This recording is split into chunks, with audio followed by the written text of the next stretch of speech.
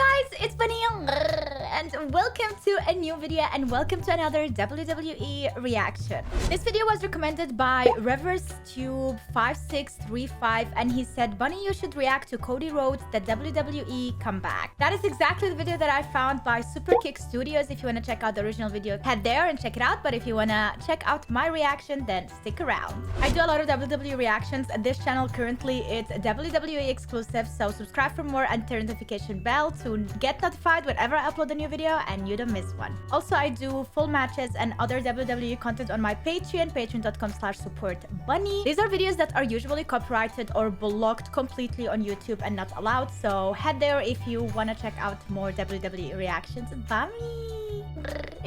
And this video is a bit longer, so let's chill, get some snacks, get your coffee or your water, stay hydrated, hashtag stay hydrated, and let's go. Superkick Studios. They say you learn That's about success from failure. In order to become what you set out to be, first you need to fail. Essentially, you need to lose before you win. You need to hit a rut before you pull out of it, and you need to bet on yourself when no one else will. But also, even when you succeed, you keep failing as well. You cannot be on top all the time. What you have to do is learn how to get back up as fast as possible and continue ruling. Million quotes out there about failure and how it makes you better, how it makes you stronger, and all these things in the long term. But if you need a real life example, just look at Cody Rhodes. April 2nd, 2022. That was the day Cody Rhodes completed the comeback back to the WWE, the place where he got his start all the way back in 2006. But what was once a promising second generation prospect wasn't seen like that by management. Instead, they believed he wasn't anything more than a mid-card talent who should wear a bodysuit and paint up his face. Wow. For fans of the WWE, this was supposed to be Why would he paint up his face? Look how handsome he is. One of the guys, one of the stars of the future. He showed ear markings and flashes of brilliance at times in the mid-2010s, but it never materialized, and in a few short years, he found himself at the bottom of the barrel, creatively, personally, and professionally. However, he had something to prove. He bet on himself, he rebuilt his career, showed the wrestling world what he was capable of, and turned a nightmare into the comeback of a lifetime. This is the story of Cody Rhodes and his WWE comeback. Nice. Chapter 1. Names in the wrestling world can often make your presence larger. For Cody, he's the son of the legendary Dusty Rhodes and the half-brother of Dustin Rhodes, better known to WWE fans as Goldust. But what makes his dad so iconic? Dusty was a bleach blonde, charismatic character who did a lot for the wrestling business. Most notably, it was his character as a common man. Having a different look from people, Dusty was able to captivate audiences by telling them that, hey, I'm just like you. I'm just an ordinary dude working for my money. His magnetic... This is the thing, like being humble and being ordinary can get you places, and you can even succeed more than being completely polished and something that is almost impossible to achieve. You know, people think that they need to be super extra perfect to be successful, but when people can relate to someone, they can love her more, they can love him or her more and support them more. So yeah, I do believe that we need to be honest with who we are, and there will be someone in the world who will be connected to us. Interview style and charisma, being able to have audiences waiting for what he would say next. He was able to draw packed houses in places where it wasn't easy to do so. He was a booker in Jim Crockett Promotions, which would later morph into WCW. And of course, his famous rivalry with Ric Flair, which gave us the legendary Hard Times promo, one of the most well-known pieces of wrestling history ever. But what he also did was, Vince McMahon is always credited as the guy who was able to put on the first true supercard with WrestleMania 1. But Dusty created something called Starrcade.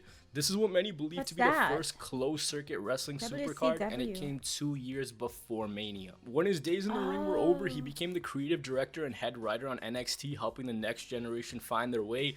And I can't overstate that. Go watch interviews, go hear these superstars talk. Dusty was so important in actually helping people find their voice. The generation of today we have Reigns, Charlotte, Sasha, Rollins, and so many others. That's all thanks to the tutelage of Dusty. And now we get to his son, Cody. Cody signed with OVW in 2006. He had a brief run as OVW Heavyweight Champion. Then he made his main roster debut a year later in 2007. He was in a segment with Randy Orton and his dad, and he had a small feud and his first ever main roster match with Orton as well. After this, he had feuds with Daivari, the world's greatest tag team, before he found himself against Hardcore Holly. These two had 3 matches, with Holly taking the win each time. Nonetheless, the upstart earned Holly's respect, and the two went on to win the tag team titles come the end of 2007. They held those titles until Night of Champions 2008, where they were going to take on Ted DiBiase and a mystery partner of his choosing. Well, that ended up being Cody Rhodes.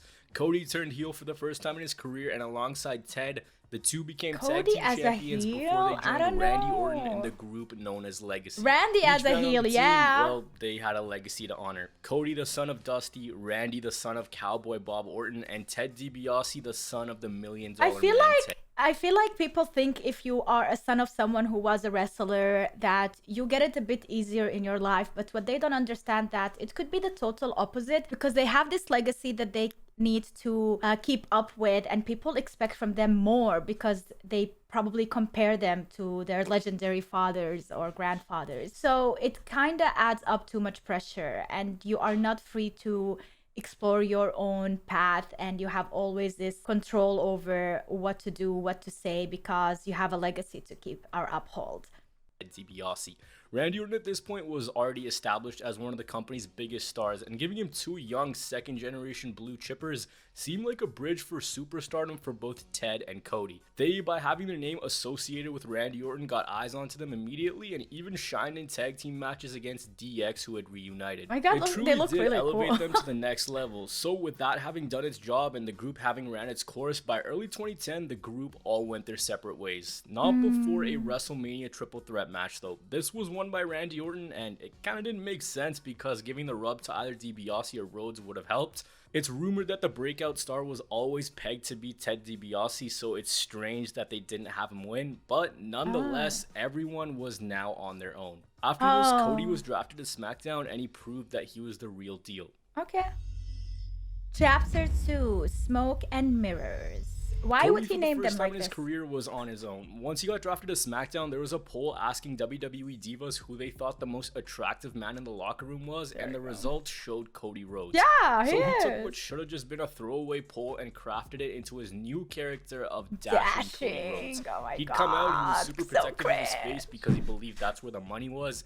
And there would be weekly segments where Cody was just offering men's grooming tips to everyone, from how to shave your legs to how to keep your eyebrows looking sharp. Okay, maybe you went too far with that one. The narcissistic character was something that really showed that Cody on his own could do great work. Towards the end of 2010, Cody formed a tag team with Drew McIntyre, and the two even won the tag team titles before losing them shortly after.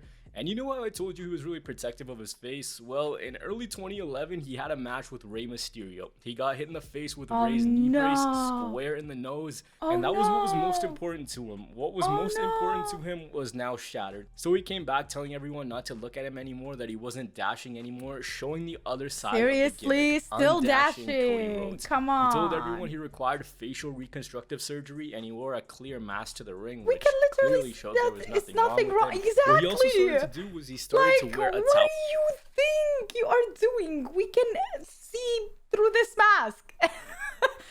Yes, we are not blind. We see through the what are you playing here? To the ring to cover his face. That was to cover his face. Well, he also started to get members of the audience involved as well. He wanted people to wear paper bags over their heads so they could hide their imperfections and ugliness because it offended Cody. And what more could you want? Cody was showing ear markings of a young stud who in a matter of a few years could be holding on to a world title. But before he could even think of a world title, he had to work his way up. That came in the form of the Intercontinental Championship. After a brief reunion with Ted DiBiase, he won the IC title from Ezekiel Jackson in the summer of 2012.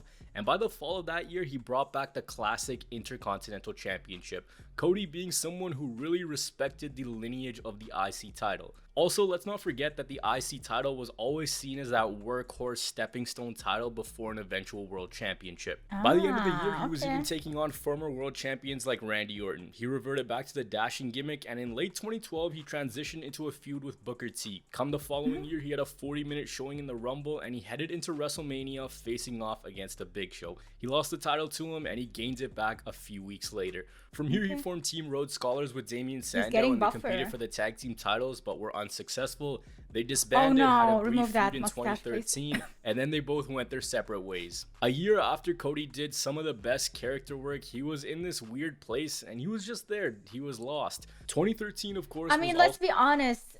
Whenever you see that your career is stagnating and you know that you have to try something different, you have to go through all of these paths to know that these things are not for you. So it's about the right time, the right place, the right move, and for all of these to be on the same line, on the same timeline, very hard. Like, the percentage of that is really low, but once you see it, you have to grab it and continue on hustling.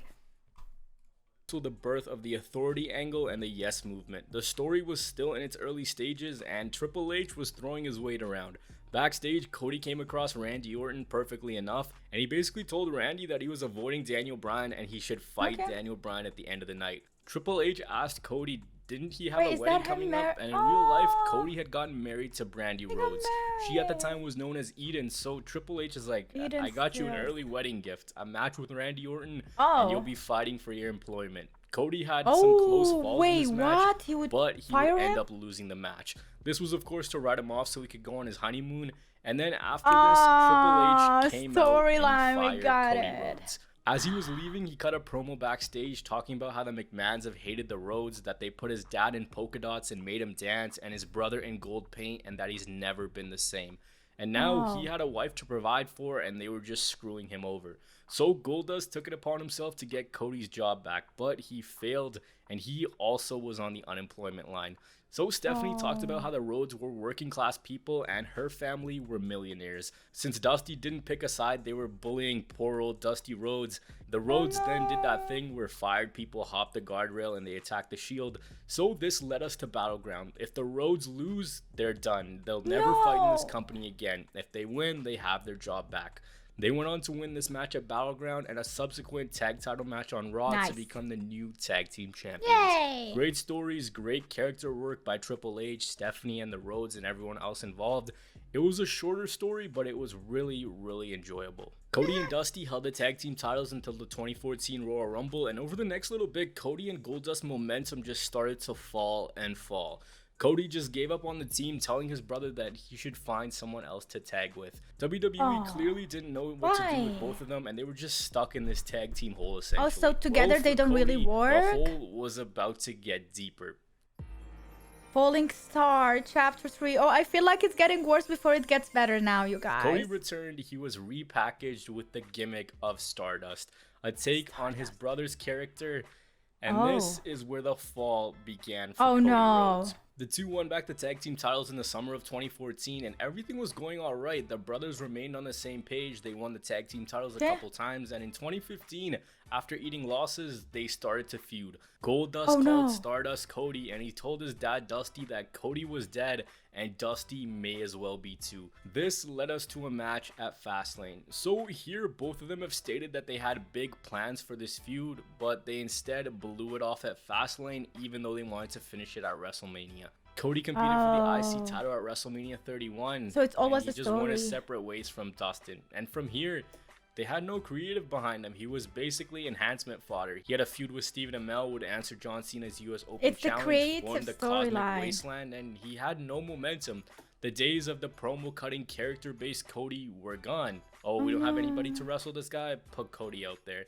They didn't give him a chance, despite him pleading with the creative team to end the Stardust character and pitching different story idea after different story idea.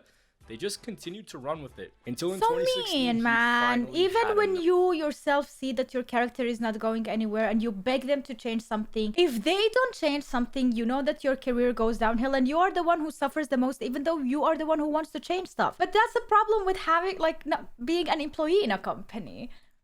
He requested his release from the WWE alongside his wife. He was creatively frustrated, and what made things worse was, unfortunately, his dad had passed away a year previous. Cody knew that he had more to offer, but the higher-ups just didn't see it with him. He was lost, his character was just there, and it was time for him to go. He was now a free man. He left the WWE. He was gonna bet on himself, and he went. I'm ready for the fight of my life. Okay, all in where? Rebirth and Revolution, Chapter 4. This is what happened. This is exactly what you have to do in your life. When you see that others are not backing you up, and they are not believing in you, even though you know you can achieve more and accomplish more, and they are sabotaging your career, they are sabotaging your path. You just have to let go and try to do it yourself. And think about how hard that of a decision have been. Like, you have been paid, you are maybe minimum paid or whatever, but you are still paid, you know, you still have a job. To being someone all alone with no one and no job, but believing in yourself that you can accomplish more, that's a big step. That is a huge step. Not everybody succeeds, but you have to go for it. Honestly, you have to try it out if you really think, if you really feel it. His release was maybe the biggest blessing in his life. There you go. Following his WWE release, Cody went everywhere and he won and he won. He continued to go to as many promotions as he could to rebuild his name. While he was rebuilding in ROH, Man, and now he met his the hair Young is Bucks so and he joined the cool. Bullet Club in New Japan. Then the group slowly started to break off into their own faction known as the Elite. Cody at this time completely overhauled his presentation. He was able to take audiences on a ride with his facial expressions, promos, his wrestling skills, and of course his ability to get audiences against and behind him. He went from the bottom of the barrel as this Goldust ripoff to building himself up as a legit star who displayed all the capabilities of a main eventer. But then something happened. In 2017, a Twitter user by the name of WWE Guy _ tweeted Dave Meltzer, and he's like, hey, do you think that ROH can ever sell out an arena with 10K plus fans, something like Madison Square Garden? And Dave went, not anytime soon. To which Cody replied, I'll take that bet, Dave. I already gave them their highest buy rate, put the Bucks and I on the card, and 3 months to promote, and he CC'd Ring of Honor. And everyone's like, oh yeah, all right, Cody, very funny. That's a cute little project you have there. Oh, he's serious. Yeah. And he truly was serious about this. It's so ironic that we're in this digital age of social media and everything seems to blow up on there. And this was about to snowball into the biggest thing that North American wrestling had seen in quite some time. Not NXT, that of course is still WWE. What Cody was talking about was All In. Originally, the idea was to do an ROH show, but it morphed into a self-funded show which had some of the biggest names on the independents on the show. They managed to sell out the Sears Center in Chicago, which of course is no small Show feat. it up to the At big All In, boys. Cody won the NWA World's Heavyweight Championship, becoming the first ever second generation star to do so. Big story, feel good moment, that's awesome, good for Cody, but there was something bigger to come out of this. And that was that All In sold 10,000 tickets in 30 minutes. The show was a critical and commercial success. You make noise, it's gonna be heard. And it was heard by Tony Khan.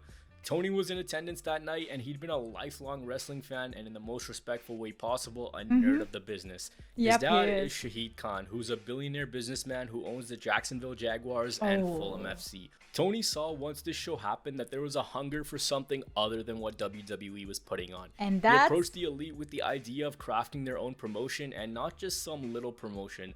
Something that would have the financial backing of the Khans, help lure in big independent names because the Elite's connection in the business, and of course the years of knowledge that everyone shared. By early 2019, the Elite's contracts with New Japan and ROH were up, and they were ready to pursue this venture full flight.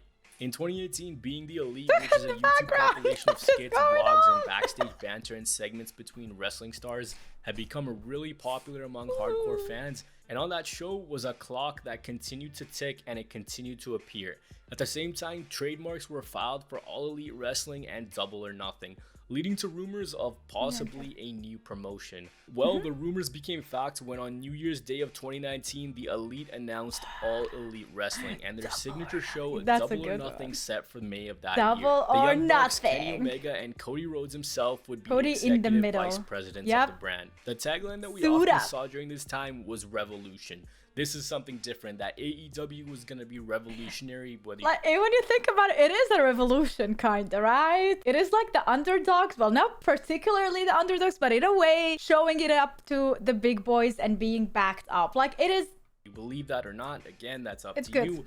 But the guy who's presented as the central figure of this whole operation was Cody. More than anyone else, it was Cody who was presented as the spokesman. He, like a top star, had great advertising skills, articulated well, and after all, he's the one who took up Meltzer on that bet. So it became very easy to get behind a guy who is showing his heart to the entire wrestling world. And I tell you this because his involvement in the creation of the company is just as important as the financial backing it received. Without him, fans probably don't have AEW. AEW never happens if Cody never answers that There tweet. you go. That brought us to Double or Nothing, AEW's first pay-per-view event. Cody faced off against his brother Dustin in a match billed as brother versus brother, generation Ooh, that's always versus nice, generation. right? But before the match got underway, Cody was handed a sledgehammer, the signature weapon of Triple H, of course. Cody went to the top of the stage and he smashed the throne. This was because Cody was drawing comparisons to Triple H, and Cody wanted to send this message that he wasn't just gonna book himself as the guy. Him smashing the throne was, of course, a shot at the WWE, but also a shattering of the narrative that just because he was in a position of power, he wasn't gonna make himself look strong. The match at Double or Nothing was critically praised, invoking a ton of emotion from the audience. Now I have so much more respect to Cody as well. Crazy, because this is what they wanted to do in 2015. Then they were covered in paint, and now they were covered in blood. After the match, Cody and Dustin shared an emotional moment when Cody asked him to be his tag team partner at the next show, and his momentum was just getting higher and higher. After all, this was the biggest face for people who didn't keep up with anything outside of the WWE. Cody was the guy. Cody was the guy who was in WWE just a few years prior. AEW spent the summer of 2019 building up their roster. They even announced that Chris Jericho would be joining the company. What was shrugged off by many as just a little side quest that could fail, and that's was his wife showing next to him, right? That's full scale, and this was gonna be legit. Cody was out to help build younger talents and newer stars. That's the goal that he said he always had. He fought Darby Allin at Fyter Fest, helping him become one of AEW's first original homegrown stars. Shawn Spears at All Out, who Cody was friends with all the way back to their days in OVW in 2006. And then he became on-screen best friends with MJF, who is the wrestling equivalent to Brad Marchand. Shout out to all four of you guys who understood that reference. Regardless, everyone could see it from a mile away that this wasn't going to end well for Cody. He wrestled in the first ever AEW Dynamite match against Sammy Guevara, and the launch of AEW Dynamite was seen as a huge success. It was something fresh in the wrestling business that so many had been wanting for so long. Cody, of course, was one of the founding fathers. Now it's important that we quickly take a look at Cody's run in AEW because things started to go wrong here a little bit. What happened? It began at Full Gear 2019. See, heading in, Cody earned an AEW World title shot against Chris Jericho, who had just won the title. He also added a stipulation that if he lost, he'd never challenge for the AEW World Championship again. Because again, I'm an EVP, I'm not trying to abuse my power. That was the whole storyline behind this. He also, in that same promo, said that it took him 14 years to go from undesirable to undeniable. In hindsight, this is where AEW handcuffed themselves immediately. Cody went on to lose this match at Full Gear when MJF threw in the towel for him. Do you think this was, like, I know a lot of things are scripted, of course, like a lot of things are storyline that they know the conclusion, but I feel like this is when he knew that it is time to him to move on from AEW and maybe rejoin WWE, and he knew that by putting this title on Chris Jericho instead of him, that this is his way to say goodbye to AEW. After the match, and now he couldn't challenge for the AEW World title. Instead, he was in a rivalry with MJF. Cody again using his star power with the hardcore fans to help introduce more fans to MJF. And this is where Cody was still at his most popular and his most lovable. Arn Anderson signed with AEW and became Cody's on-screen manager. So MJF in storyline made his best friend jump through all these hoops and everything in between to get a match with him, including a very well executed lashing segment on Dynamite where Cody had to take 10 lashes to the back. What this segment was able to do was it created this certain atmosphere of emotion, and to this day, this is still called one of, if not AEW's best segment. Oh my God, the silence and uneasiness that made Cody look like the ultimate babyface. He also wrestled Wardlow, another one of the company's best built stars, in AEW's first steel cage match, and that gave us this iconic visual of him hitting a moonsault from the top. Perk Cody was in full effect. At Revolution, Cody lost the match to MJF, so that was back-to-back pay-per-view losses, and this feud, to the surprise of many, was one and done. Also here, he unveiled what would really differentiate him from a lot of other wrestlers, the Nightmare Family logo on the right side of his neck. This is where everything started to go bad in the outside world as the pandemic hit. Fans weren't coming to shows, but AEW persisted. They held empty arena shows, and a dude who carried those on many nights was Cody Rhodes. He was the first person that everyone saw on that first Dynamite without fans. Front and center, Yo, Cody this told is us that so hard to do. For the wrestlers, it is so hard to do to get motivated without having the fans there, but also to keep up the audience attention without having the fans. Like when it comes to sport, like let's say football during Corona, it's not the same without the fans. There are so many sports, so many things that are live broadcasted that are nothing without the fans. Almost nothing. Okay, they're still good, they're still fine, but the fans, man, they add up so much. I used to watch some of these football matches without the fans, and it was so sad. So sad. And I feel like WWE as well, or pro wrestling, the fans are a big part of it. So they had to add up something here. everyone's gonna stand in the face of adversity. Cody brought this soothing calm to the chaos happening in the outside world. World title was out of the picture, and then came the TNT Championship, which the company said was going to be treated as close to a world title as they possibly could. Cody became the first ever TNT champion. Cody went John Cena US Open Challenge style when he introduced fans to people like Ricky Starks, Eddie Kingston. He wrestled Jungle Boy. And then he got destroyed for the title by Brody Lee in August of 2020. He had to go film the Go Big show, so he lost the title only to get it back when he returned a month later. This finish upset some fans. This was where the love towards Cody kinda started to really shift. He only lost the title because he had to go film a TV show. So essentially, Brody was a placeholder. And fans kind of started to question, is this guy really who he says he is? He started to become this fallen hero that he was being referred to as, or what people slowly started to compare him to, Homelander. He dropped the title to Darby Allin. Homelander? Wait. Okay. Teetering between a good guy and a bad guy. And for some, it was like, this dude's only in management to make himself look good, which as a wrestling fan, we're more vocal and more in the know than ever. Oh my god, I love this fit up the perception on who this guy truly was. Good. Cody was also starting to get lost on screen as well. Everything seemed a bit too much for the fans, from his entrance prelude to the excessive pyro to the bleeding to the crying. He started to come across as a tryhard on TV, and for many fans, it seemed like he was selling out. Announcing his daughter in an over-the-top fashion, fans perceived it as Cody was here to make a name for himself and make himself the central figure. And I tell you this because it's important to know what the fan perception of the character was at the time too. Despite whatever fans thought of him though, he was still a huge star, one of the company's biggest. Now he went under the nickname The American Nightmare, a play on his dad's American Dream. He fought Shaq, feuded with QT Marshall in the Factory, but this sentiment for him to turn heel started to grow even more, and fans became agitated at him playing a good guy, and he slowly drifted away from the elite on screen, and according to some reports, possibly backstage as well. The character of Cody Rhodes started to become really disconnected with AEW and their culture. And then things got worse. In came Anthony Ogogo. He was a student of Cody Rhodes in the Nightmare Factory, and it was this rookie versus veteran storyline which instead took the angle of nationalism when it just didn't need to. Cody doubled down on his patriotism, and naturally this was going to divide wrestling fans. It always does. Why don't do that.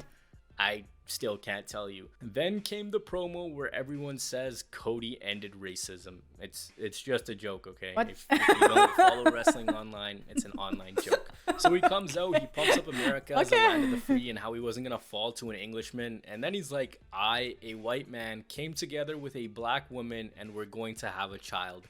And this man was out here acting like this had never happened before. First time So he's pumping up his soon-to-be-born biracial daughter, which is awesome, right? You're having a kid, that's awesome. It wasn't so much that he's having a daughter, that's awesome. It was just the substance. I don't get all that hate. Cody single-handedly ended racism in America and is having the first biracial kid in history.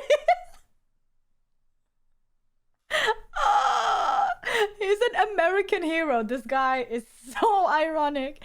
Cody's promo seems pretty humble for someone who ended racism and is a proud modern civil rights leader.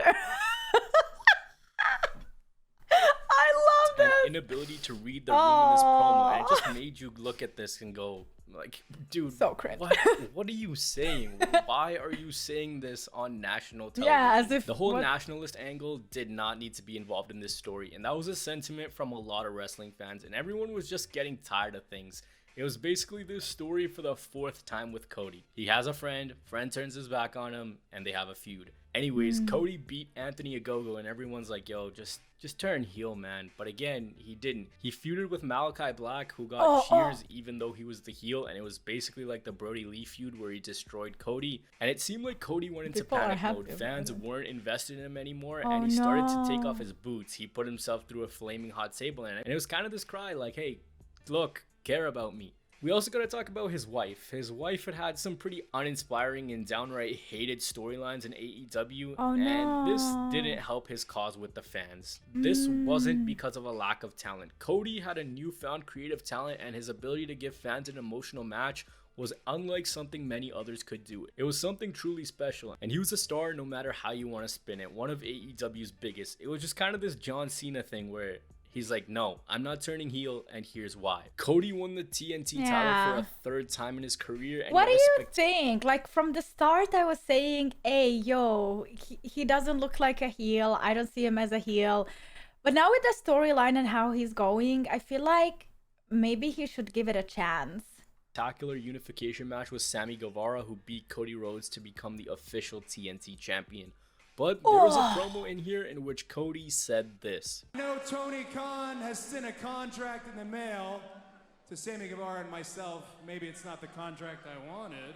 Maybe it's not the contract that I wanted, he said. And well, what the does match that with even Sammy mean? Guevara would be Cody's final in AEW. Little did we know his deal with the company was up, and he couldn't reach an agreement to stay. On February 15th, 2022, both Cody Rhodes and AEW put out statements announcing Cody's departure from the company, but fans, they didn't believe it. There's no way a founding father, a guy who did so much for There's AEW, like 90% chance this is a word, but that damn 1%. Join the competition. Crying and throwing Everyone up right was now, this can't be this true. was just Cody being Cody and prank. stringing everyone along. Well, this not. was as real as it could get. Yeah, because I Cody saw was him in leaving WWE. AEW, and it was all but confirmed. Literally saw Cody live in Munich this year, and I had no idea who he is or why is he so special. All I was thinking about is, damn, his fit is so good. And then at the end, when he reached the fans and he gave them their his belt, and his belt was being sold as well, I had no idea why that is important. Now I do. Now I know way more about Cody. That he was headed back to the WWE. Yeah, the return chapter. The Cody to WWE rumors were huge, but they weren't confirmed. During WrestleMania He got paid season, more, WWE probably. ran a storyline in which Seth Rollins couldn't find a WrestleMania opponent. Vince said that he found him one of his choosing, and this led to even more speculation as to what Cody's next move was. That brought us to April 2nd, 2022. Dallas, Texas, night 1 of WrestleMania, and the moment of truth. As the anticipation builds, as the butterflies start in people's stomach, as everyone waits with bated breath, this is what we heard. That's the first time, right?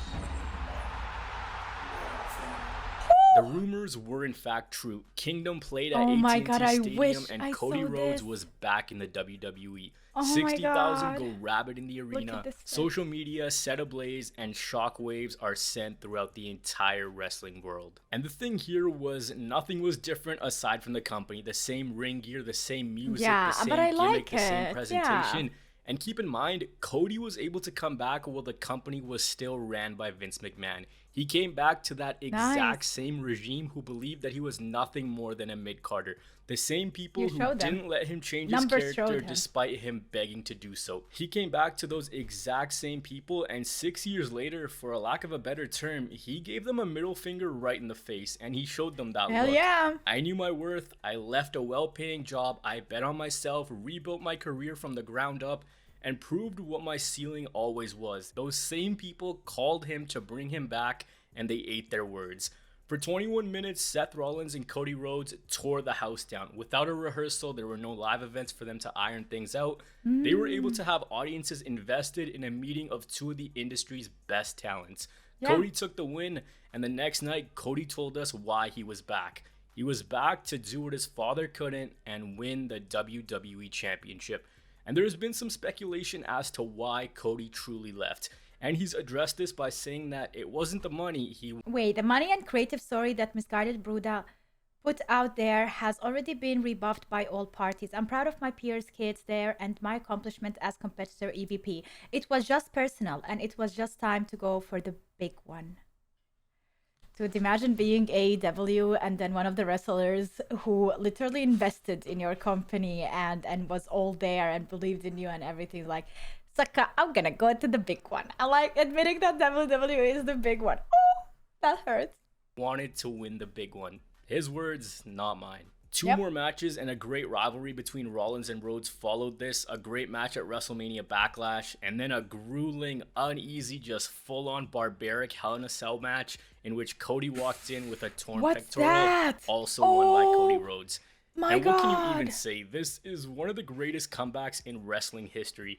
This guy was Ouch. dead, finished. WWE thought that he had reached his ceiling and he was done for. And then he went everywhere and he proved his worth to them. There had been some huge WWE to AEW defections, Danielson, Cole, Lee, FTR, but this was the first big one to the WWE, and the significance is huge. He said great things about AEW. Of course, he helped get it off the ground, and you can hate the character Also, all you I want. see him talking to The Miz here. I think the match that I saw was Cody versus The Miz, but no, it wasn't. I cannot really remember who he was fighting. I have to go back because I had no idea about the storyline. I still don't know what the storyline is because that was not a televised event and they didn't change anything with the storyline, but I'm sure there was a backstory to them fighting each other. But the facts are the facts. They put themselves into a corner with his booking, plus his refusal to turn heel is what really soured his AEW run. But without him sharing time with Ricky Starks, with Darby Allin, with MJF, those people who still continue to grow their name today, those moments that he shared with them are huge. And his legacy in the company and what he's given that company is huge. There's also something poetic in how much Cody and Dusty's legacies have mirrored each other. Because coming in, who really thought that Cody was gonna equal Dusty? Not very many people. Both men didn't just rely on what they were doing. They didn't just do the bare minimum. The family has proved that they always know their worth. For Cody, there's only one thing left to do, and that's to bring it full circle and become the WWE World Champion. And did The he? 6 years he was gone, he did a ton, and he literally went from undesirable to undeniable. Cody in his return has become a revelation to the company, the biggest WWE signing since AJ Styles in 2016. Okay. Everywhere you go, you see Cody shirts. Everywhere you look, Cody signs. True, Kids but love it him, looks adults so love him. good. Yeah, Cody it's so like quickly after his return became accepted as the guy, the Like a heir apparent in the captain. company. And it's weird to say that about a guy who's nearing 40, but this whole story of him leaving, betting on himself, and proving his worth, then helping build an alternative company, and then coming back to where he began is nothing short of a reinvention of a Dream. I lifetime. like this. His story shows that if you follow your dreams, don't accept no for an answer, put in the work, you can always show what you were always supposed to be. For a Yep. guy who calls himself the American Nightmare, he sure did turn a nightmare situation into the comeback of all comebacks. Thanks for watching. I love that he typed dream. Was his father the American dream? And it's next to his heart, even though he's called himself the American Nightmare. He does believe that he's the American dream, that his father was the dream as well, and he keeps him close to his heart. And I just realized that. That's so special. Okay, guys, now I know more about Cody, although I still don't know in WWE what is his storyline. That he is back now, like what is going on? What does he want to achieve besides the championship? I know that he would have to fight Seth Rollins, and now we have CM Punk. So I don't know. There are so many big boys. There are so many big guys that can go for this championship, and I really want to catch up and know who is currently like the top for fighting for the championship and getting it. If you do know, keep me up, let me know in the comment down below, but I'm still not caught up completely. Thank you so much, guys, for watching. I hope you enjoyed this video. It was a bit longer. I hope you sticked around, and if you did, I really appreciate you. You are the best that you have stuck around and watched me react to the whole video. I love you for that. Thank you so much. But that is it. It's the end. Thank you so much for watching. If you want to support me, make sure to like this video, comment down below for more, engage on this video with the comments, replies. Also, extra step, but something that is really important and can help my channel grow, just go to the share button and copy the link for the share. You don't have to paste it anywhere, just copy the link and that is enough. That is like an extra engagement on the video, and then YouTube will think that I'm very special and it will start recommending my videos to new people and newcomers and new subscribers. That's it. Have a wonderful day. I love your faces and see you tomorrow. Bye.